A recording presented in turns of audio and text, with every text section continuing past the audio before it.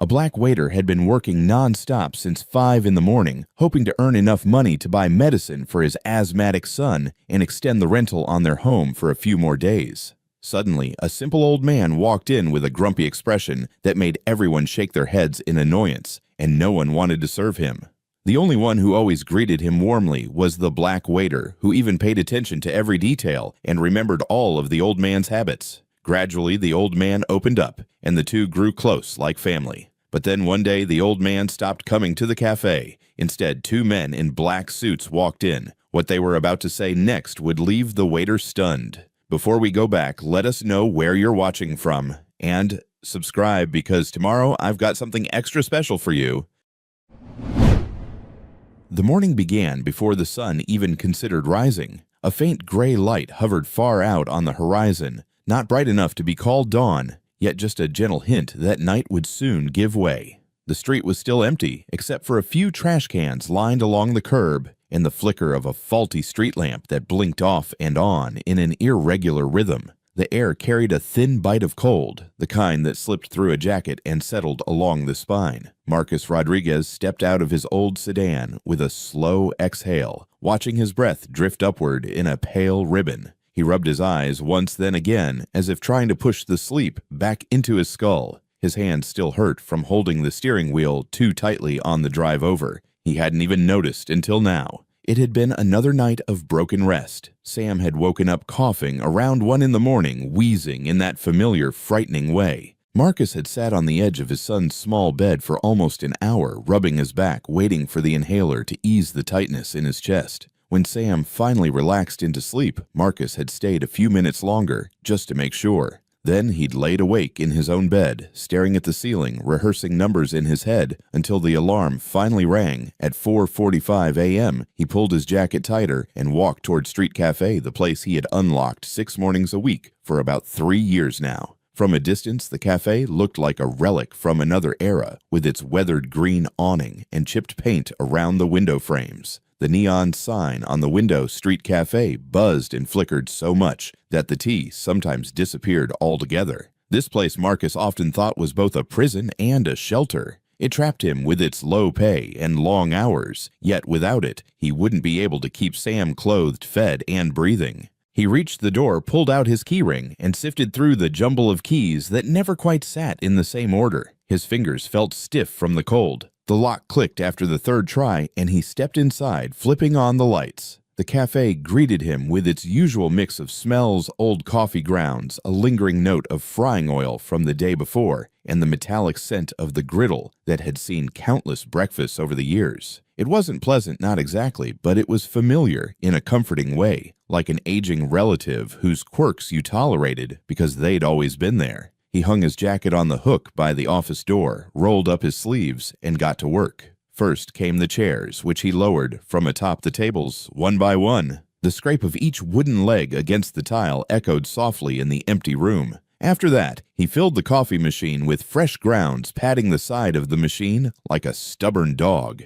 It groaned as it turned on, letting out a hiss of steam before settling into a steady rumble. "Don't act up on me today," he muttered. "We've got enough problems." It was a quiet joke, a habit of speaking to appliances and empty spaces, just so the mornings didn't feel so lonely. The coffee machine didn't answer, but it behaved long enough for the first drip of dark liquid to fall into the pot. As Marcus wiped down the counter, he caught himself calculating in his head again. Rent, groceries, Sam's inhaler, refills gas for the car, the overdue electric bill. He pressed a hand to his forehead and closed his eyes for a second. $2,200 a month. 380 short, every single month. He could feel the exhaustion sit heavy in his chest again, like a weight that wouldn't shift no matter how he moved, but there was no time for that now. The clock read 5:27 a.m. The doors opened at 5:30. He took a breath, smoothed his apron, and unlocked the front door. The click echoed through the quiet room, followed by the dull hum of traffic growing outside as early risers started their day. A cold draft swept in the moment he propped the door open, carrying with it the faint sound of a bus engine at the intersection and the scent of wet pavement. Within minutes, the first customers arrived, a couple of construction workers bundled in thick jackets, their boots leaving small trails of dirt on the floor. They nodded at Marcus, who greeted them with a tired but genuine smile. He poured 2 coffees, set them on the counter, and listened to the slow rhythm of the cafe waking up. By 6 o'clock, the cafe's lights felt warmer, the air thicker with the smell of bacon sizzling on the griddle and pancakes browning slowly. Marcus moved from table to table, taking orders, refilling mugs, wiping spills, barely pausing long enough to scratch his nose. His coworkers Tony and Peter arrived around this time, drifting in with the casual ease of people who never opened the place, never handled the worst of the rush alone. Tony immediately tied his apron with a flourish and leaned against the counter. "Morning sunshine," he said, yawning loudly. "Looks like you've already got a crowd." "Yeah," Marcus replied, sliding a plate of eggs to a table. "Same as always." Peter wandered out from the back, chewing the last bite of a pastry he'd claimed before it cooled. He tapped Marcus on the shoulder. "Hey man, I think your grill's running hot." Marcus glanced over. The bacon did look crispier than usual. "I'll adjust it." "Thanks." Neither Tony nor Peter offered help until the first wave had already passed. When they did jump in, it was mostly for simple tasks, ringing up orders, chatting with customers, or handling the easy tables. When a difficult customer walked in, the kind who snapped their fingers or complained loudly, Tony and Peter suddenly became very busy with something in the back. And that meant Marcus got the tables nobody else wanted. Around 7:15, the door chimed again, this time with a quieter, sharper sound, as if the bell itself recognized who was entering. Marcus didn't have to look up to know it was him, Richard Lancaster. He always arrived at exactly 7:15, not a minute early, not a minute late. An older man with a stiff, walk gray hair neatly combed back, and a long coat that seemed one size too heavy for his frame. He carried himself with a sternness that made other customers step aside, though nobody quite knew why. To most people in the cafe, Richard was a grumpy old man who liked his breakfast a certain way and hardly spoke. To Tony and Peter, he was the kind of customer they'd move heaven and earth to avoid. To Marcus, he wasn't sure yet. There was something in Richard's eyes, something lonely, something tired that felt familiar. Today, like every day, Richard walked straight to the corner table near the window. The one with the chipped edge and the uneven leg that wobbled if you leaned too hard on it. Tony nudged Marcus with his elbow. "You want to grab his order? He's looking extra cranky today." "He always looks like that," Peter chimed in. Probably born with that expression. Marcus wiped his hands on his apron and nodded. "I've got it." He approached the table. The sunlight filtering through the window cast a soft glow on Richard's face, catching the small lines around his eyes and the shadow under his jaw. "Good morning," Marcus said, setting down a glass of water. "Your usual today." Richard barely lifted his eyes. "If I said no, would you believe me?" Marcus cracked a small smile. "Probably not." Richard huffed not quite a laugh, not quite a sigh, then gave a short nod. That was as good as permission got with him. Marcus headed to the kitchen, calling out the order over the griddle's hiss. As he stood waiting, his eyes drifted again to the clock. He needed to leave by 2. He always did. And he always felt guilty for the dash he had to make each afternoon, rushing across town to reach Sam's school on time. But there wasn't a choice. When the food was ready, he slid the hot plate onto his arm and brought it over to Richard's table. As carefully as he could, he set it down. The sunlight had shifted, making Richard's face look softer than usual. He reached for his knife to cut his toast, but Marcus noticed his hand trembled slightly, just a faint quiver, barely noticeable, unless you looked closely. Marcus did look closely. Richard paused, stiffened his fingers, then tried again. It took him 2 attempts to cut one slice of bread. Marcus didn't say anything, but he felt something inside his chest tighten. As the morning rolled forward, the scene repeated itself in small ways. Richard quietly eating, Marcus quietly helping other customers, Tony and Peter, trading jokes near the register. The cafe hummed with its usual sounds, the scrape of forks, the sizzle of food, the murmur of conversations, and the steady drip of the coffee machine.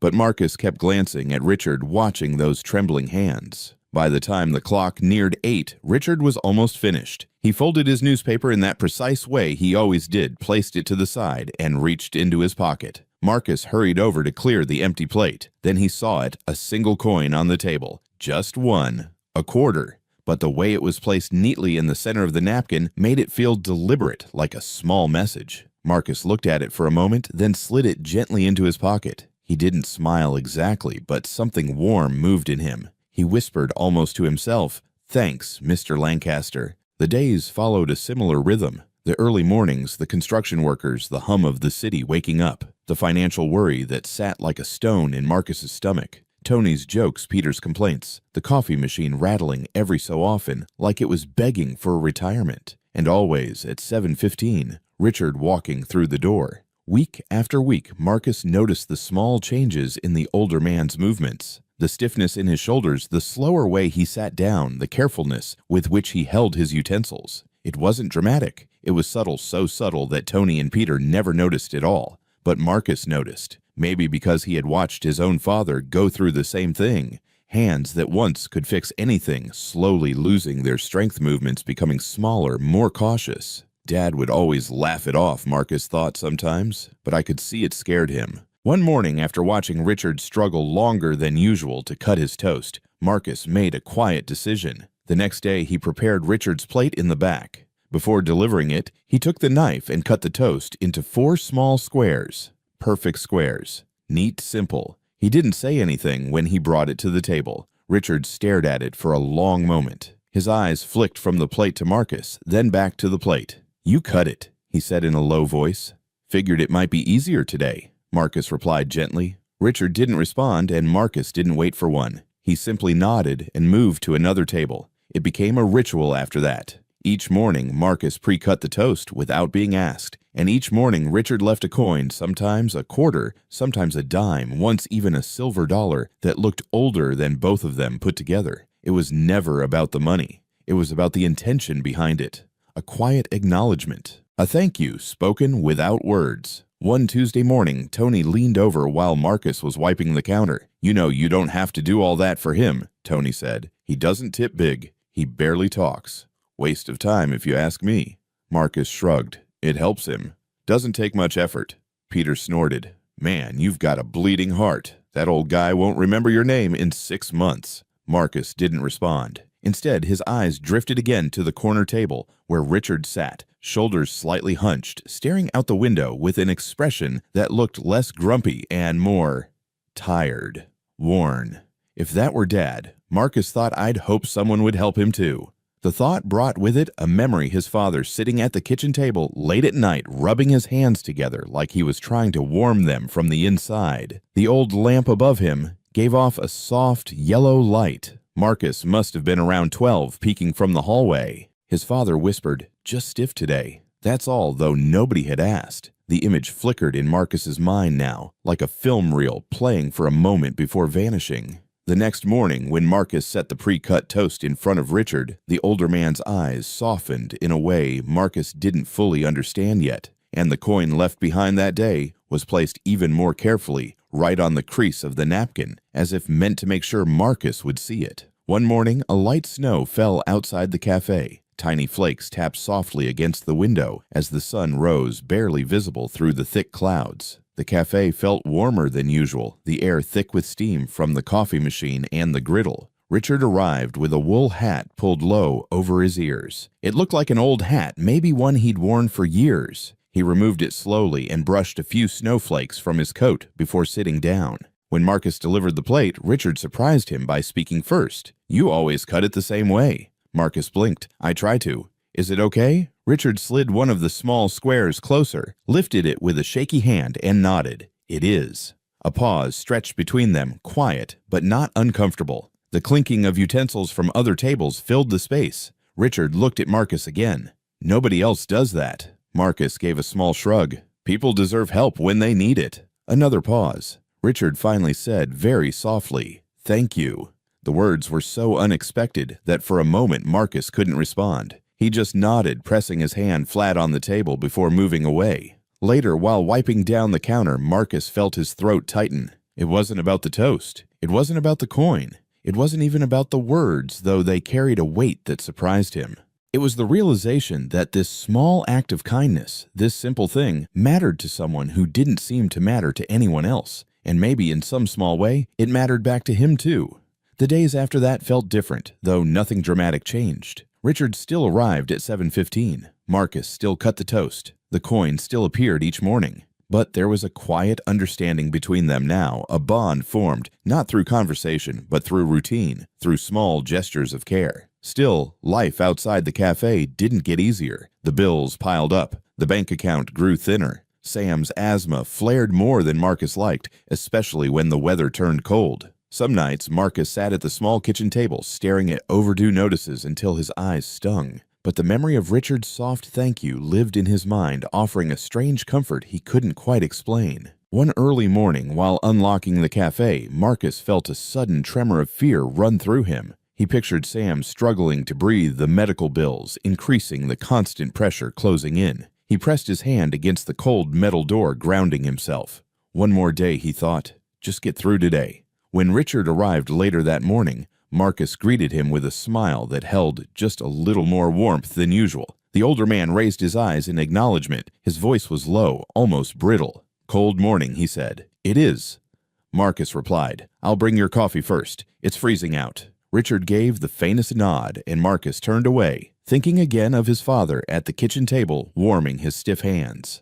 As the cafe filled with familiar noise and warmth, Marcus moved through the morning in steady rhythms. And though he didn't realize it yet, this routine, this small, quiet kindness, was beginning to change the course of his life, setting in motion events he never could have imagined. When he cleared Richard's table that day, he found not one coin but two. He held them in his palm for a long moment, feeling the cool metal warm against his skin. He didn't smile, but inside something softened like the first hint of dawn after a long night. He slipped the coins into his pocket and whispered to himself, "We all do what we can." Outside the window, the snow continued to fall, drifting gently, quietly, like a blessing no one asked for, but still received. And that quiet morning in a small cafe on a tired street, the first thread of a life-changing bond, was quietly sown, one small act of kindness at a time. Understood. I will now continue the story with Act 2, written in the same slow, cinematic, emotionally layered style, approximately 804,000 words. Warm, clear American English, rich sensory detail, gentle pacing, every scene dramatized, no summaries. This act will follow your outline: the growing bond, Sam's Saturday visit, Richard's opening up the promise of chess, and the devastating Monday when Richard doesn't arrive.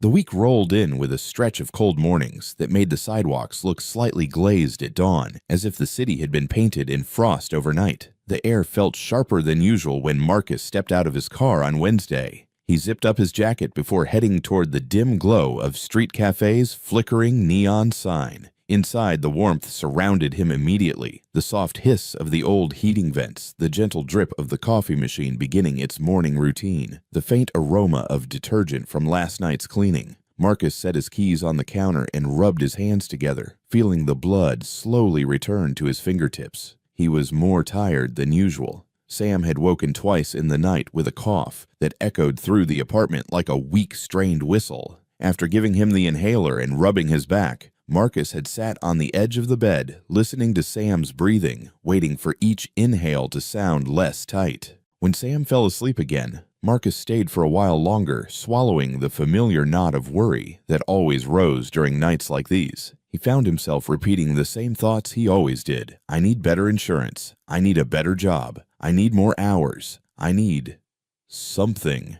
But morning had come anyway, and the world needed him again. By the time the cafe opened its doors at 5:30, Marcus had prepared the usual coffee brewing plates, warming chairs arranged neatly. He took comfort in the routine. It gave his mind something steady to hold on to. The first customers came, and he moved through the familiar rhythm of pouring coffee, taking orders, clearing tables. Tony arrived at 5:55, yawning dramatically, while Peter stumbled in at 6:05 with his jacket half-zipped and a pastry already halfway eaten. Rough night, Marcus asked, raising an eyebrow. Stayed up watching that crime series, Peter said. You should see the ending of season 3. Can't, Marcus replied gently. I'm asleep by 9 most nights. Man, Tony said, shaking his head. Your life is depressing. Marcus didn't respond. He focused on sliding a plate of eggs to a waiting customer and kept moving. As the minutes ticked toward 7:15, the atmosphere shifted quiet but perceptible, like the soft pause before a familiar song begins. The door chimed, and Richard walked in. His coat looked heavier than usual, maybe because of the cold, and he moved more slowly, but his eyes had a little more clarity today. He nodded once in Marcus's direction before making his way to his usual corner table. Marcus felt a faint warmth spread across his chest. He didn't know exactly why, but seeing Richard each morning had begun to feel like a small reassurance, something steady in a life full of uncertain pieces. He carried over the plate toast, already cut neatly into squares, and placed it gently in front of Richard. "Morning," Marcus said. Richard's gaze drifted to the plate, then back up to Marcus. "You cut it a bit smaller today." "I noticed you had trouble yesterday," Marcus replied softly. Richard paused, almost studying him. "You notice a lot." "Sometimes," Marcus murmured. "Just want to make mornings easier." Richard's hands rested near the fork, the fingers slightly curled. "Not many people do that anymore." "Do what notice?" His voice had a heaviness to it, like the word carried more weight than its letters. Marcus didn't know how to respond to that. For a moment, silence settled between them. Not cold, not awkward, just still. The kind of stillness that happens when two people understand each other without needing much explanation. Richard picked up his fork. "Thank you." After a moment, Marcus nodded and returned to work. But the rest of the morning carried a different energy, soft, warm, like someone had cracked a door open and let a bit of sunlight slip through. The following days continued their slow, consistent rhythm, but the small shifts kept happening. One morning after Marcus delivered the plate, Richard cleared his throat and asked, "Your son, Sam, is it?" Marcus blinked. He hadn't expected the question so suddenly. "Yes, Sam. He's 7.5, Marcus said with a slight laugh. "He'd correct you on that." Richard let out a soft breath, almost a laugh himself. "Does he still like superheroes?" A small jolt went through Marcus. "How did you?" "You mentioned it once," Richard replied quietly. "Something about him drawing you as one." Marcus looked down at his hand, surprised that Richard remembered. "Yeah, he draws me wearing a cape, but I keep telling him I'm just a regular guy." "Most superheroes are," Richard said, eyes lowered. "Regular people who keep going." The words hit Marcus deeper than he expected. He swallowed, suddenly unable to look away. "Must be hard working these hours," Richard added, raising him alone. "It is sometimes," Marcus admitted, "but he's my kid. I'd do anything for him." Richard nodded slowly. "That's clear." Then he looked up fully and said in a soft voice that cracked just a little, "You're a good father." Marcus felt his breath catch. His chest tightened, the kind of tightness that wasn't painful, but was too strong to ignore. He hadn't heard those words in years, maybe never. Jessica had said many things before she left, but never that. He turned slightly so his coworkers wouldn't see him blink too quickly. "Well, thanks," he said, throat rough. Richard didn't speak again for several minutes. He simply ate quietly, his shoulders relaxed in a way Marcus rarely saw. But those 4 words stayed with Marcus the whole day. They followed him home into the kitchen, where he boiled pasta for dinner, into the small bedroom, where Sam painted a dragon breathing blue flames. They echoed again when Marcus tucked the inhaler under Sam's pillow just in case, and again when he sat alone at the kitchen table, folding bills he couldn't pay.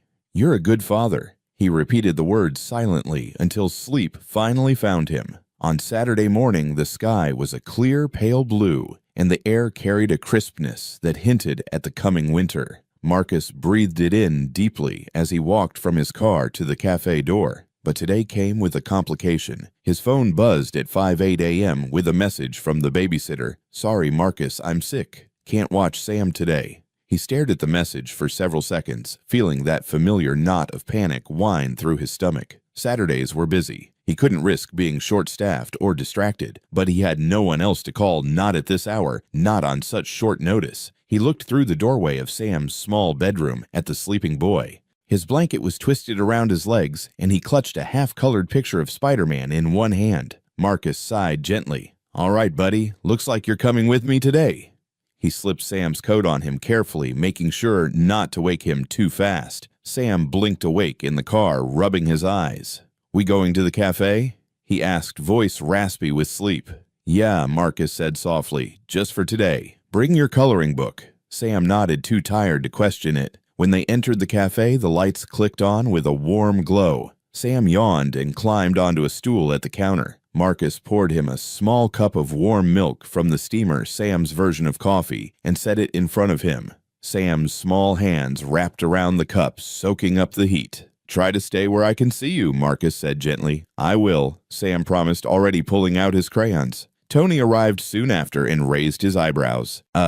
What's the kid doing here?" Babysitter bailed, Marcus explained quietly. "I didn't have a choice." Tony sighed dramatically. Just keep him out of the way. Boss'll freak if anything gets broken. Marcus felt heat rise in his face, but kept his tone even. He'll be fine. He'll just sit and draw. Peter entered a few minutes later and gave Sam a small wave. Morning, champ. Sam smiled shyly. Hi, Mr. Peter. Marcus glanced at the clock. 7:07 a.m., 8 minutes until Richard. He moved quickly, prepping the corner table, setting out the silverware, neatly arranging the plate, warming on the pass. At 7:15, exactly, the door chimed. Richard stepped inside, brushing off a few leaves caught in his coat from the wind outside. He took 2 steps, then paused. His eyes drifted toward the counter where Sam sat, feet not reaching the floor, coloring Spider-Man in bright blue instead of red. Richard blinked once, then again, as if something inside him shifted. Marcus approached with a cautious smile.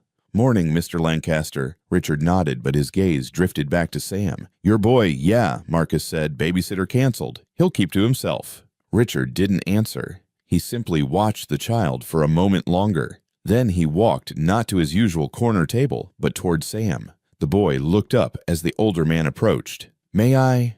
Richard asked, motioning to the seat beside him. Sam, surprised, nodded. Sure. Richard sat slowly, placing his hat on the counter. He pointed at the drawing. Spider-Man looks different. Sam giggled. I wanted to make him special. I see, Richard said softly. Marcus stood frozen for a moment, unsure if he should step in. But Sam looked relaxed, and Richard, who rarely spoke more than a handful of words, seemed almost peaceful. Marcus returned to the kitchen, slowly watching them carefully. Sam flipped the page and showed Richard another drawing, this one of a man wearing a cape lifting a car with one hand. That's my dad, Sam said proudly. He's a superhero. Marcus felt his breath hitch as he overheard from a few feet away. Richard leaned forward, studying the drawing with a seriousness that made Sam beam. He must be very strong, Richard murmured. He is, Sam said. He works a lot, but he always comes home.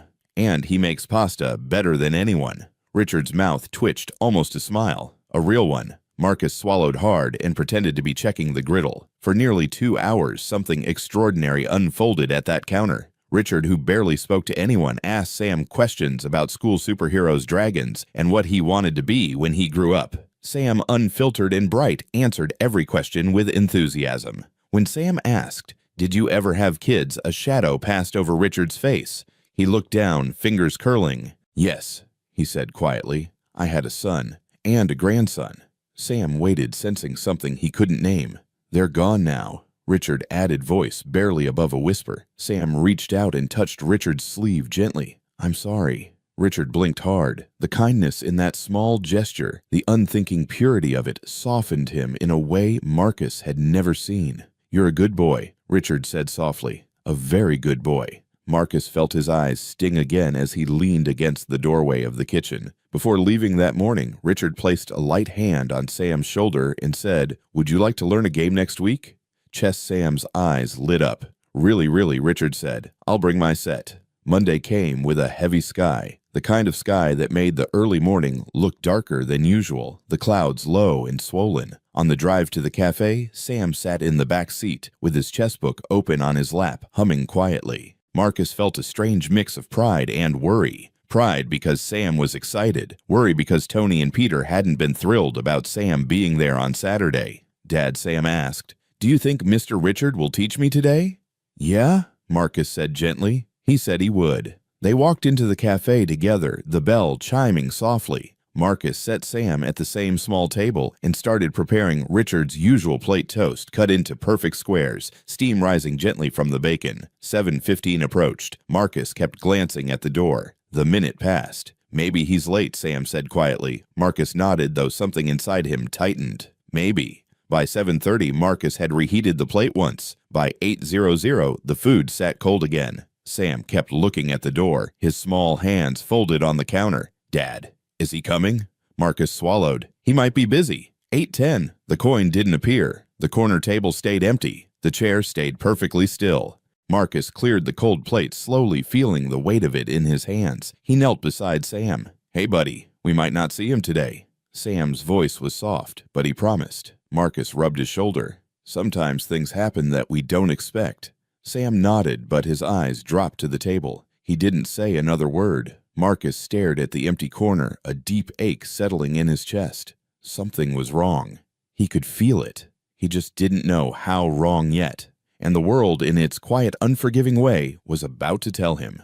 The cafe felt quieter than usual on that heavy Monday morning, even though customers filled most of the tables. The emptiness came from a single vacant chair in the corner, a chair Marcus kept glancing at each time he passed through the dining room. It was as if the absence of one man had carved a hollow space into the morning itself. The light from the window looked dimmer. The hum of conversation sounded muted. The scent of bacon and coffee drifted through the room, but it seemed thin, like something essential was missing from the air. Sam sat at his small table tapping a crayon against the page, but not coloring.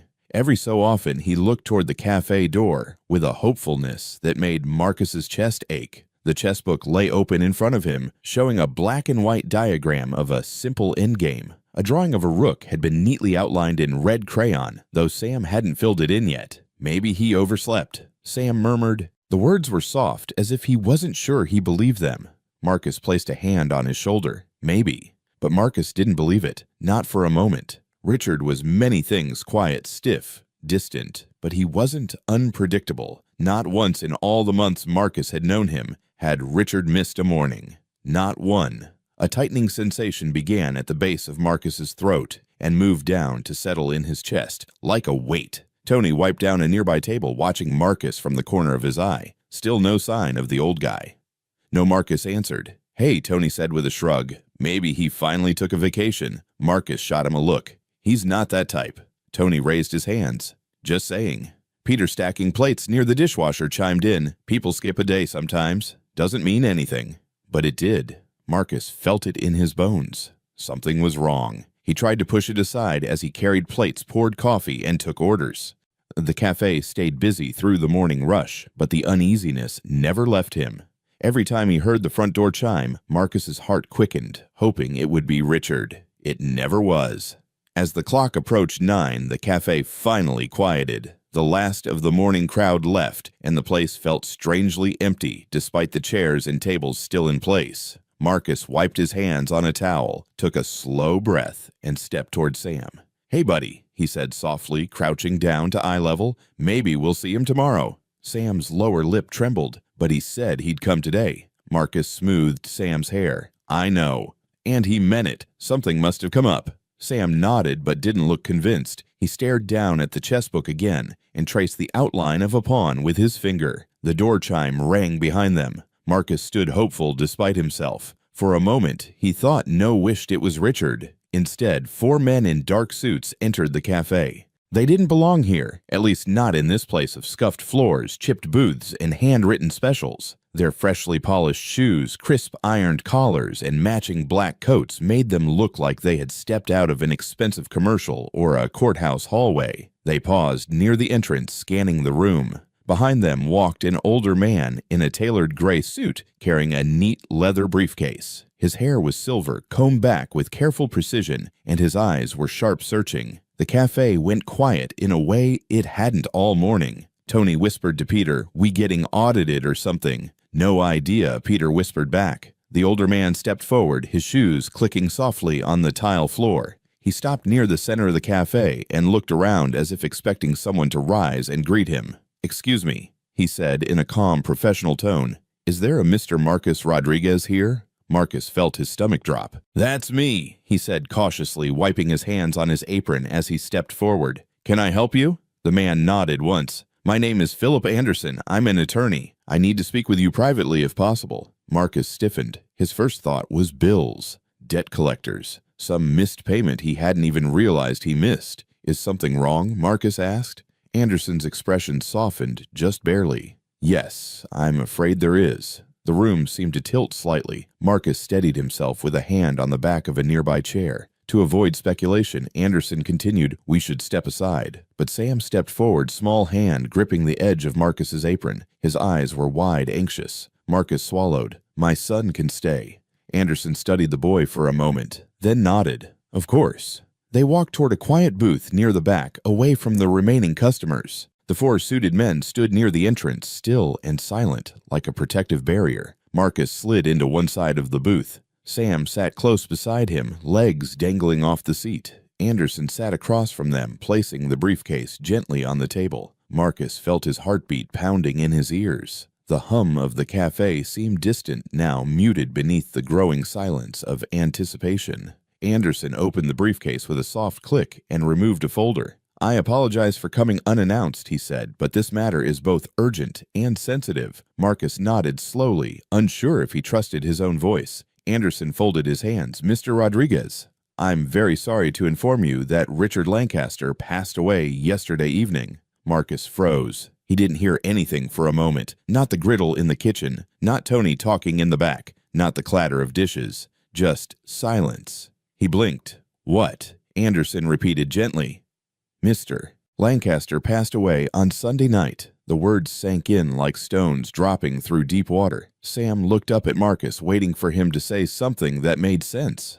"But he was fine," Marcus finally whispered. "He was here on Saturday. He was talking. He was laughing." Anderson gave a small nod. "I understand. According to the medical report, he experienced a cardiac event in his home. It was quick." Marcus's breath hitched. He felt the air leave his lungs in one sharp exhale, and his vision blurred for a moment. He saw Richard's hands trembling over the fork. He saw him leaning forward to study Sam's drawing. He saw that gentle, rare smile. He saw his promise next Saturday. "Chess." Sam's voice broke through like a small crack in glass. "So, he can't come back?" Sam asked softly. Marcus pulled him close, pressing a hand to the back of his son's head. Anderson's voice was low, steady. "I'm afraid not." Marcus squeezed his eyes shut briefly, trying to keep himself composed. His throat burned. His hands shook. He felt grief rise up like a sudden tide. He had known Richard for months quietly, simply through small gestures and exchanges. They weren't friends in the usual sense. They hadn't shared stories over drinks or spent holidays together, but there had been something real between them. Something steady, meaningful, built through routine and kindness. And now it was gone. Sam's voice trembled, but he said he'd teach me chess. Marcus hugged him tighter, feeling the boy's small shoulders shake. "I know, buddy," he whispered. "I know."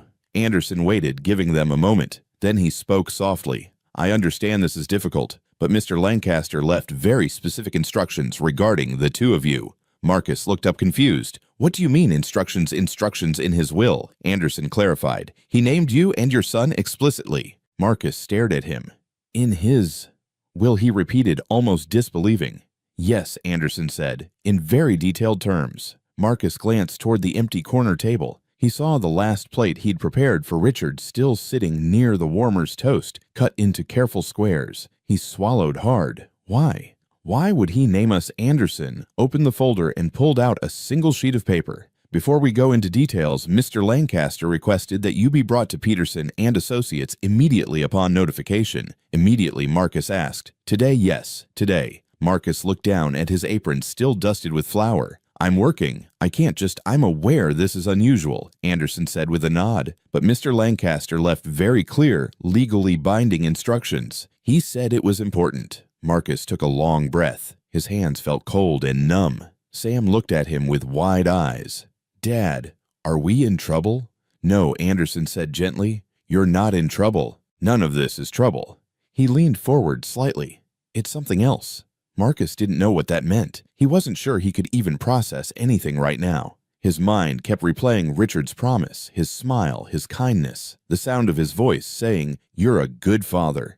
The chair in the corner looked impossibly empty. Anderson closed the folder. "If you're able, we should go now." Marcus hesitated. Tony called from the back. "Everything all right over there?" Marcus swallowed once, twice. "Yeah," he called back hoarsely. "Just something important." He looked at Sam.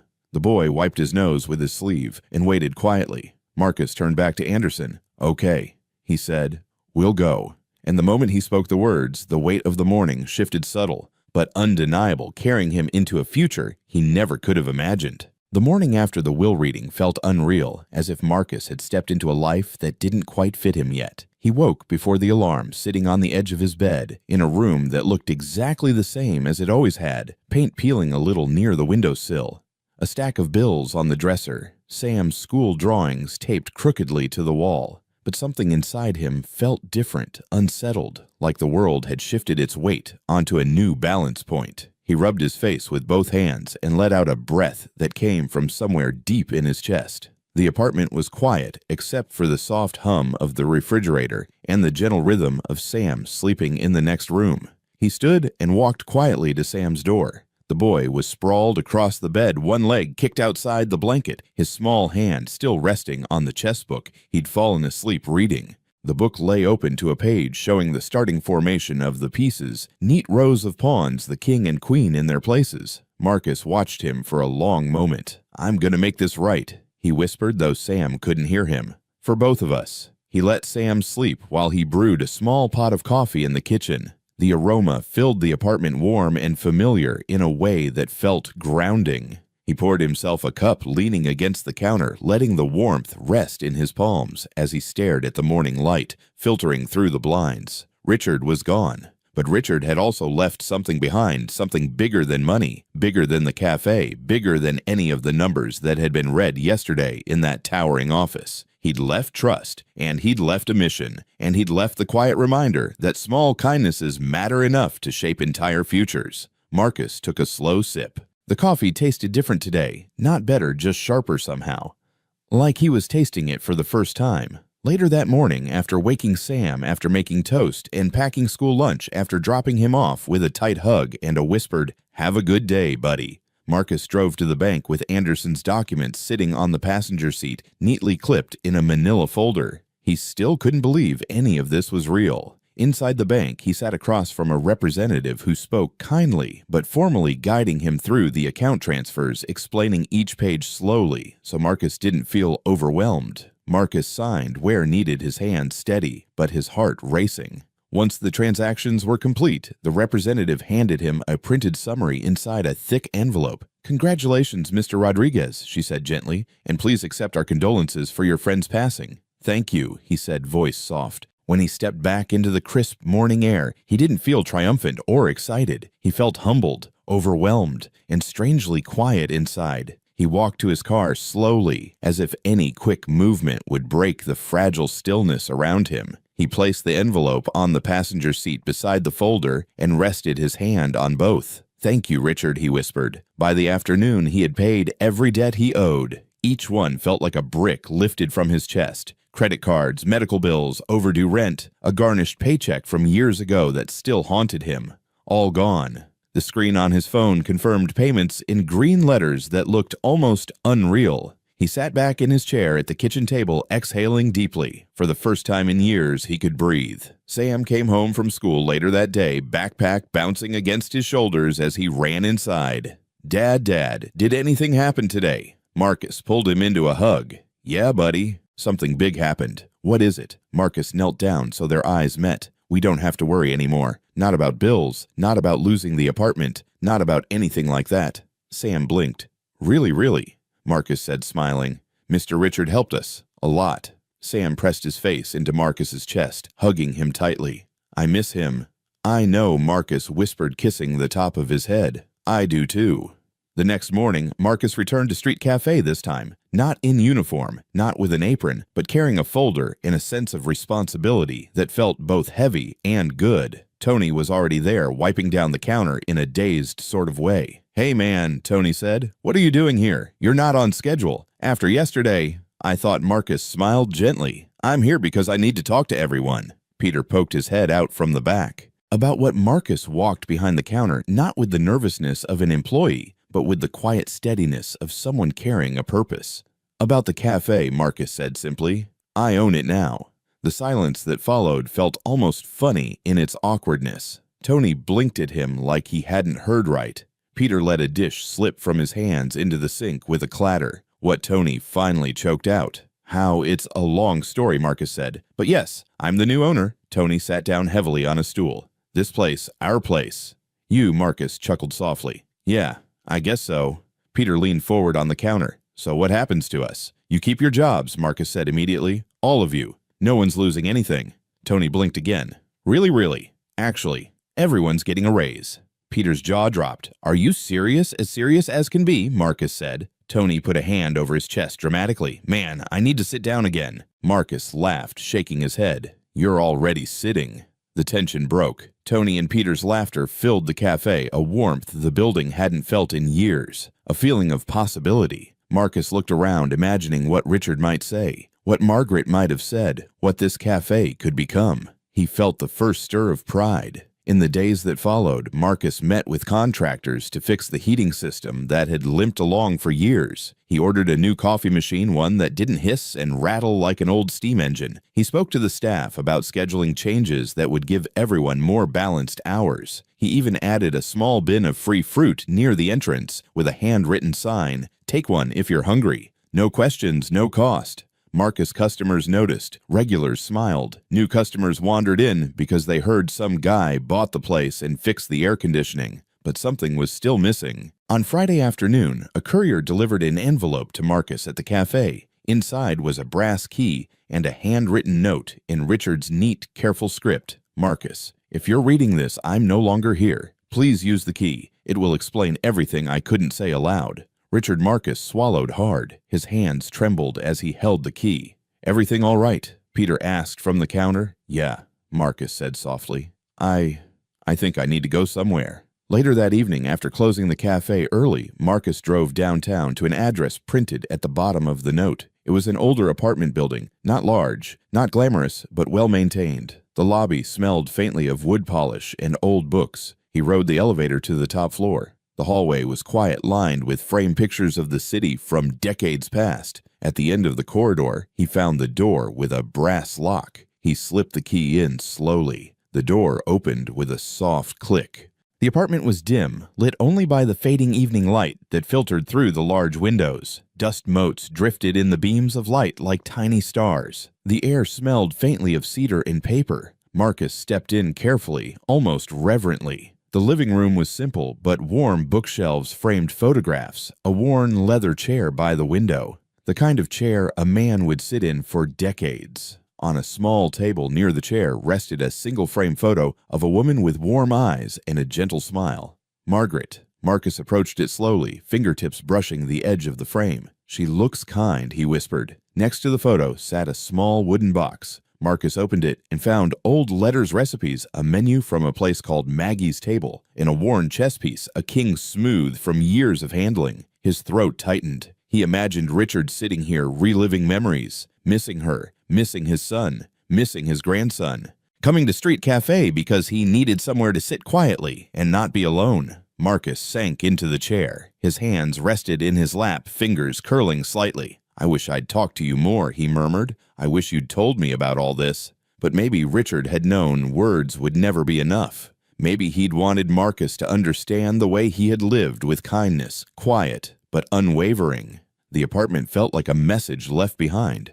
a whisper, a guiding hand. Marcus closed his eyes, letting the silence wash over him. Weeks passed, and the cafe continued improving slowly, steadily. Customers noticed. Some left little notes of thanks. Others complimented the warmer atmosphere, the better service, the comfortable air conditioning. The corner table, Richard's table, remained untouched. Marcus had placed a small brass plaque above it that read, "In memory of Richard Lancaster, a quiet heart, a kind soul." And beside the plaque hung a framed photograph Sam had drawn, a simple picture of Richard smiling gently as he watched Sam draw. The first time Marcus saw a customer pause to read the plaque, he felt his chest warm, with something like pride and sorrow intertwined. But the peace didn't last long. One morning, Anderson arrived at the cafe with a folder tucked neatly under his arm. "Justin is preparing to challenge the will," he said after Marcus invited him to sit. "He intends to call a special shareholder meeting." Marcus swallowed. "Does this mean he can take everything back?" "No," Anderson said calmly, "but it does mean you'll have to defend what Richard left you."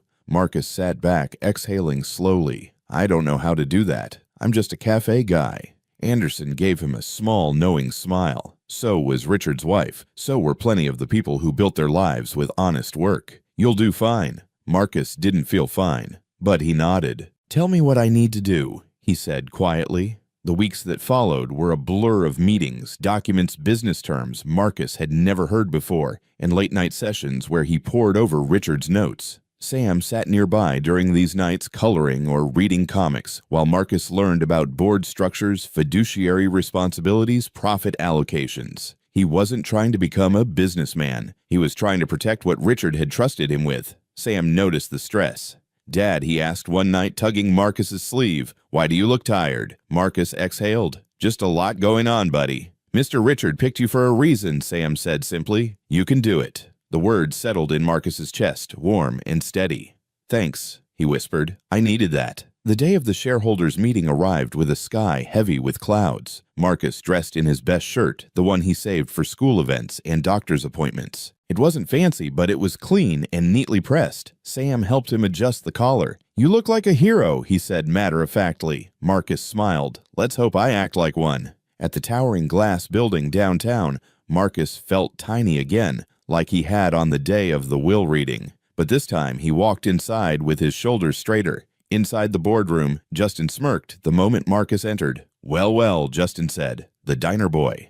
Marcus didn't respond. He sat down quietly, gripping the single-share certificate Richard had left him. The meeting began. Justin made his proposal first to take control of the company, to streamline operations, to phase out community investments. His words were smooth practiced. Then Anderson stood. "Mr. Rodriguez would like to speak." Marcus rose slowly, the room's eyes on him. His heart pounded, but his voice, when it came, was steady. "I don't know much about business," he began, "but I know what kind of man Richard was. I knew him through small things, quiet mornings, a plate of toast. A few people shifted in their seats, listening more closely. I watched him struggle with his hands. I watched him sit alone. I watched people ignore him. But I saw him. And he saw me." He took a breath. "Richard didn't leave me anything because he thought I was special. He left it because he believed kindness matters, that it should guide how we treat people, how we run businesses, how we live." He reached into the folder and pulled out the documents Richard had prepared. And he didn't trust his grandson to do that. Murmurs surged through the room as Marcus read aloud the records of Justin's gambling debts, his failed projects, his cover-ups. Justin jumped to his feet. "This is ridiculous. He has no idea." But the board was already turning. People whispered. Eyes narrowed. Marcus continued, voice quiet but firm. "I'm proposing an amendment to use 10% of the company's profits to fund community cafes, shelters, and food programs. Places like this one," he said, holding up a menu for Maggie's table. Silence. Then an older board member stood. "I knew Margaret," the man said softly. "This is exactly what she would have wanted." Marcus felt his chest tighten.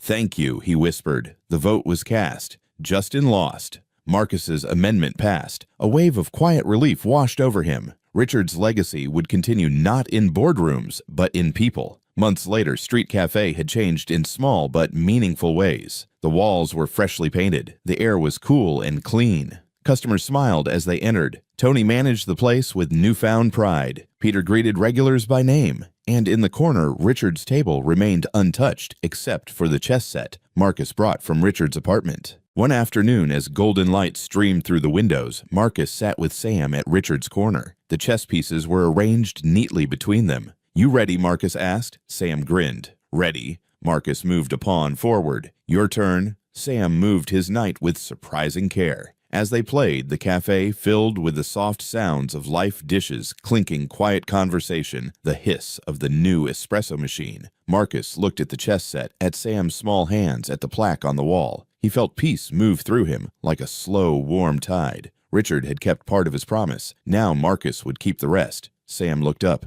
"Dad." "Yeah, buddy, I think Mr. Richard would be proud." Marcus's throat tightened. "Yeah," he said softly, "I think so too."